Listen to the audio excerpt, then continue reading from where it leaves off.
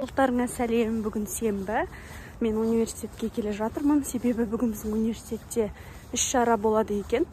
Соған қатысуға келе жатырмын. Сағат 10-да басталады деді. Кейін қызықты болса міндетті түрде видеоның жалғасын қараңыздар.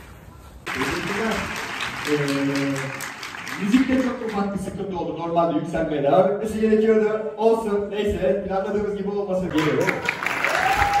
Arkadan geldi.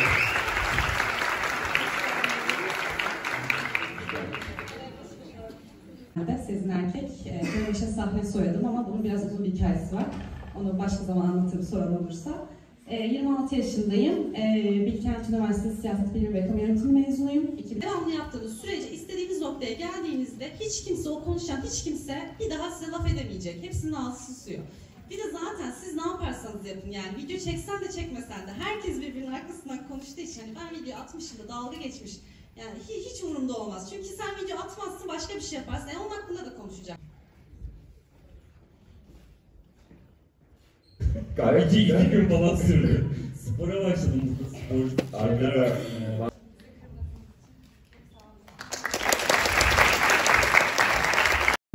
Kişigirим furşette buldu.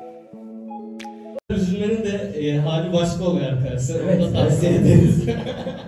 O üzülmeye nereden başlar?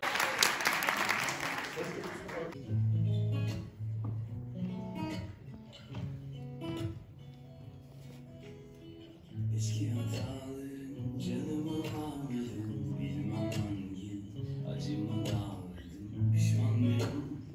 Yüzüme vurmayın, alışamazsam bana dokunmayın. Eski hatalarım canımı bağladın, bilmem hangi acımı dağladın. Pişman mıyım? Hayır, yüzüme vurmayın, alışamazsam bana dokunmayın.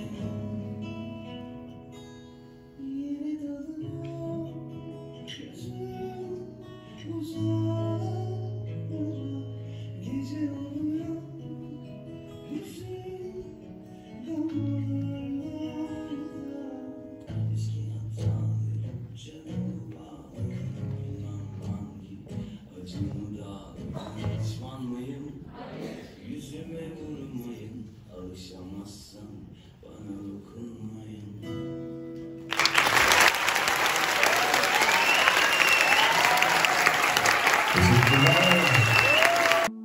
Кейін басқа іс-шараға келдім. Бұл іс-шара спонсорлардың қатысуымен ұйымдастырылған.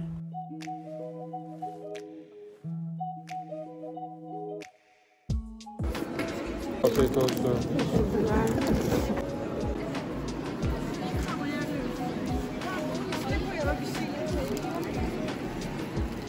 Teşekkürler. В общем, дали осындай не, блокнот ішінде вроде. И еще парфюм берді.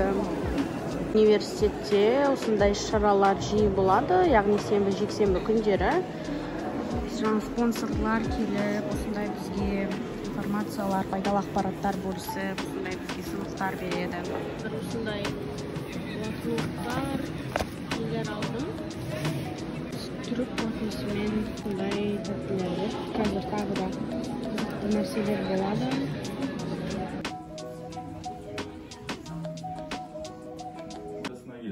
Niye? Çünkü eskiden bir bilgi kaynağı olarak görülüyordu. Kitap gibi görülüyordu öğretmen. Ama şu an ne oluyor? Zaten bilginin belli başlı kaynakları var. Bunu doğru bir şekilde öğrenmek için öğretmen rehber oluyor. Bunun барлығы студенттерге арнайы ұйымдастырылған фуршет.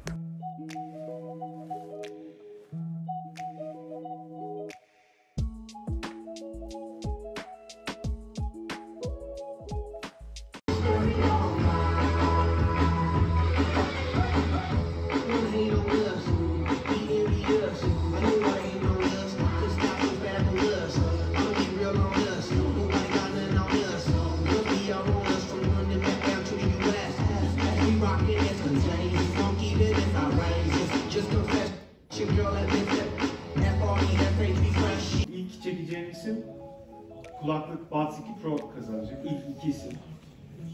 Sonraki iki isim saat kazanacak. Daha sonra o kazanan arkadaşımızın adresine kaybolacak. Son tarihiniz de telefon kazanacak. O zaman başka önce sen başla lütfen. Hepsini açacağız. Sinem Kılıç.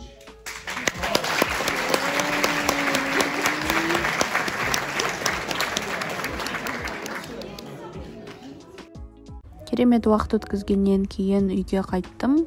Арнамда болғандарыңызға рахмет, сау болыңыздар.